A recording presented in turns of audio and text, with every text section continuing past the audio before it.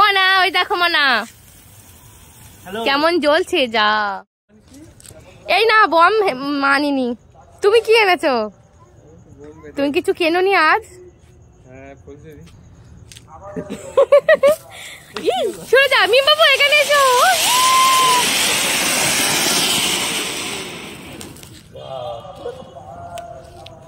আবার হবে নাকি?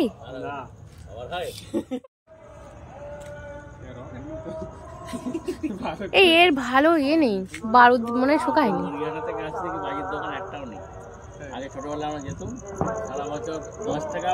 কি রে জ্বলে না কেন? 4 প্যাকেট কিনি আর 2 প্যাকেট ব্যাগে ভরি আলাদা এরকম করে 10 টাকা 38 টাকা বাজি কিনে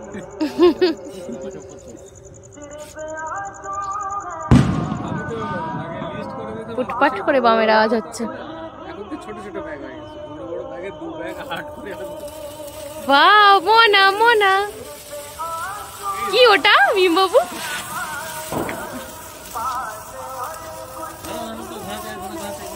ওর হাতে দাও আবু।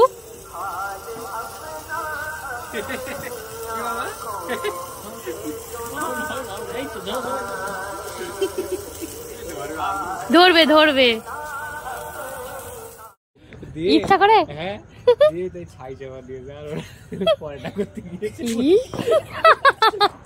তাহলে সুচির মা ভয় পেয়েছে প্রচুর।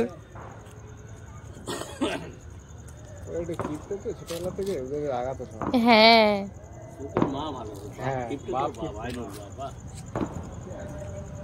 কিপটা কিপটা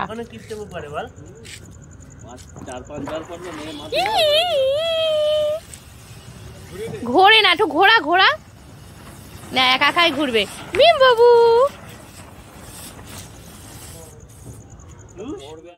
কত সবগুলো একসাথে ধরিয়েছিস কি ওই জন্য ব্যাপক লাল হয়েছে তো।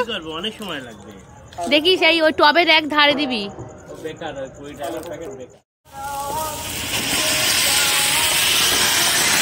ওয়াও এটাই তো ব্যাপক। এইটা হেভি ব্যাগ। এইটাই 100 টাকা নিচ্ছে। হয়নি পৌঁছাচ্ছে না। ওতেই ভয়তে পালাচ্ছে তো চকলেট বম কি আর ফাটাবে তোরা? বড় বড় বম।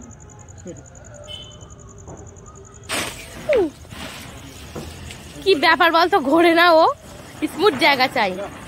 যা যা বেকার হয়ে গেল। আমাদের হালুয়া বানানোর প্রসেস নাও ঢালো।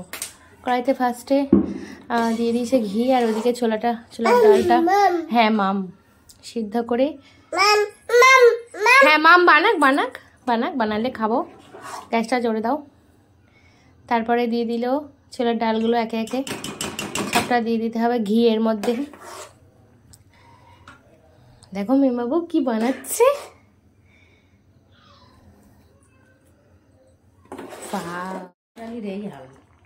1 কেজি ডাল কড়াইয়ের মধ্যে ঘি দিয়েছে। ঘি দিয়ে তার মধ্যে সব ছোলার ডালগুলো দিয়ে দিয়েছে।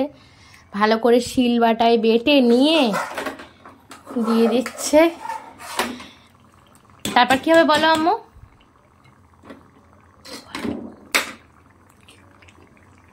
আস্তে আস্তে নাড়াচাড়া করতে হবে।